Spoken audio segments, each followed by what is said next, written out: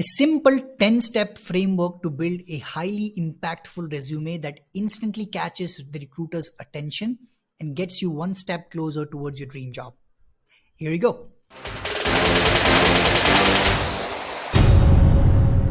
So building a highly impactful resume has been one of the major concerns among not only freshers, but also working professional and experienced individuals. So I'm going to share a 10-step easy to follow framework that you can implement on your resume to rebuild or to do a complete makeover of your resume and build a resume that instantly catches the recruiter's eyes. Okay, so first things first, keep your resume one pager.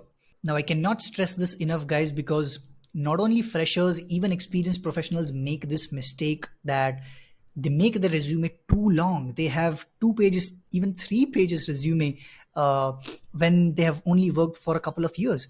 And this is a red flag to the recruiter. They will not go through your entire resume. The reason behind this is very simple. According to the data and according to the statistics, on an average, a recruiter spends about 6 to 7 seconds on a resume. That's it, guys. That's real. You can search it on Google, and you can cross verify what I just said. But that's the truth. Meaning you have a very small window to catch the recruiter's attention and make him or her interested in your profile, which is why your resume should be one pager with precise and concise information, which is 100% relevant to the other party. Okay. So once that is done, the next thing you need to take care of are fonts and colors. You do not need to make your resume fancy. There are no brownie points to make your resume look fancy and good and a lot of colors and stuff like that. That's not needed. You need to make it very simple and easy to read, which is why only one color and only one font is recommended.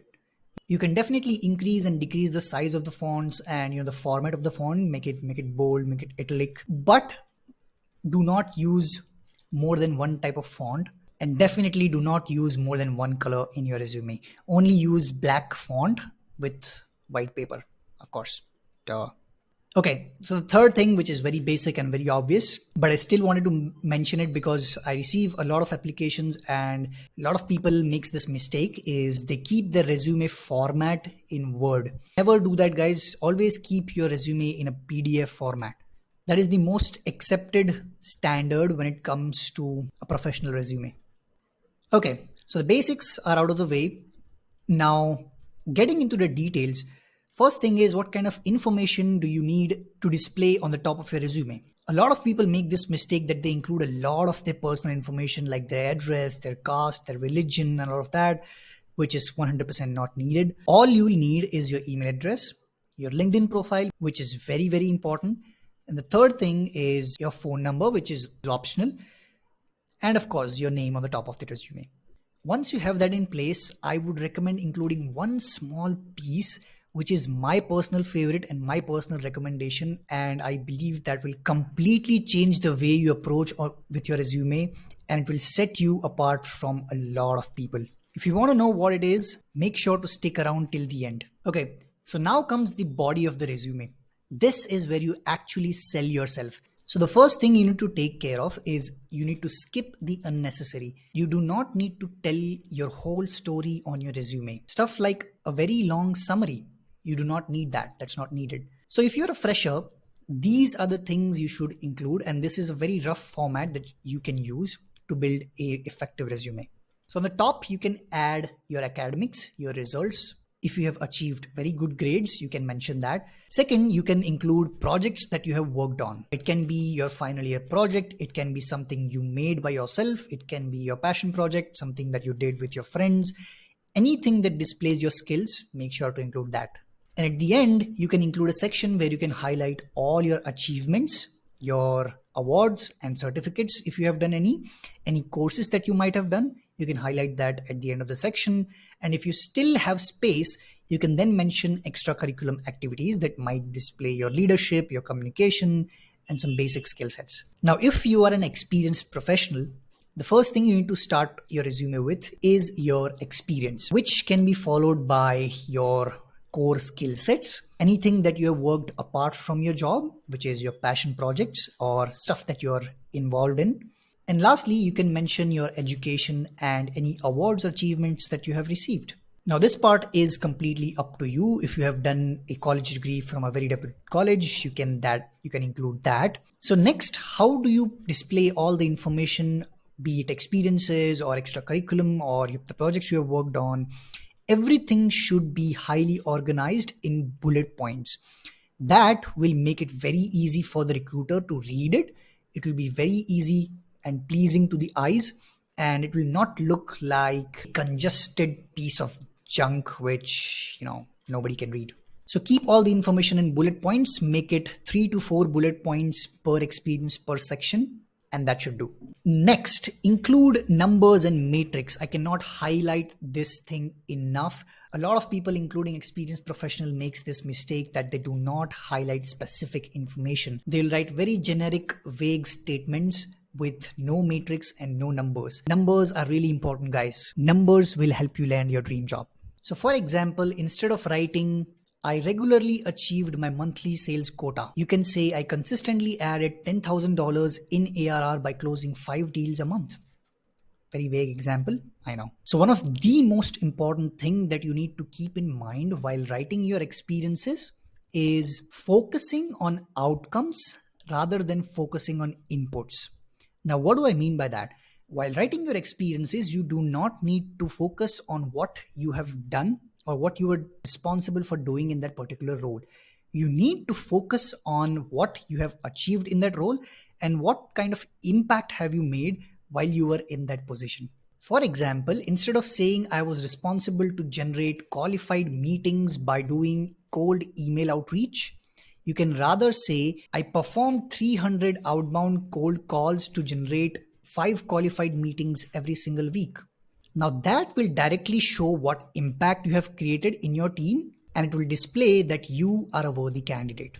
Now, if you are an experienced professional and you have a couple of years of experience, you might not be left with more space. But if you still have any space left, you can highlight any achievements in your professional or personal life. You can also include stuff that you do apart from work, your passion, your hobbies.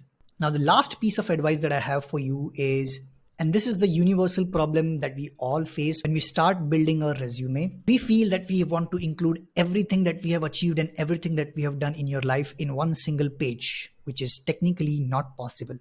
Which is why you need to include only relevant, concise, and precise information in your resume. As I said, you have a very small window to highlight your achievements, what you have done, and show the recruiter that if you are a worthy candidate or not.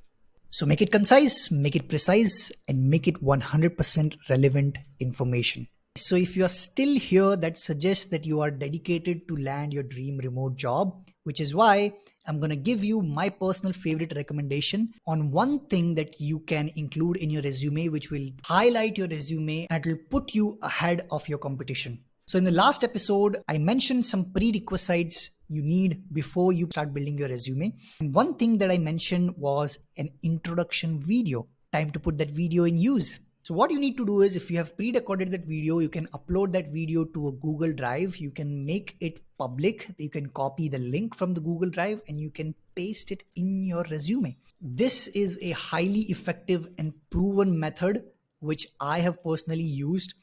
And I believe video is one of the most effective form of communication when it comes to landing a remote job. So you can include that at the top of your resume, or you can also include that at the end of your resume. I would suggest including it at the top of your resume, just besides your LinkedIn profile link, which will instantly catch the recruiter's eyes. And in one click, they'll be able to get a complete idea about who you are and what you have done. Now, one piece of information which is very important when it comes to recording a video is that you need to keep your video short. A recruiter would not watch a 5-minute long video. So your video should not be more than 1 minute long, and it should only include relevant and precise information. Now, there are a lot of nuances involved when it comes to building a strong and effective resume. Stuff like, ATS friendly resume, what kind of matrix you should use, what kind of words you should include, how can you tweak your resume based on the role that you are applying for. And there are 1,000 more details that we can go into, but on this video I just wanted to discuss the basics. If you want to learn more about how to build a strong and effective resume, what you can do is you can connect with me on LinkedIn. I've shared the link down below. Connect with me on LinkedIn and we can have a word separately and I can help you build your own resume. So those are the things I would highly recommend considering when you're building your resume, which will definitely set you apart from the competition and get you one step closer towards landing your dream job. So thank you so much for hearing me out, guys. That's it for this one. This is Akshay signing off. I will see you on the next episode.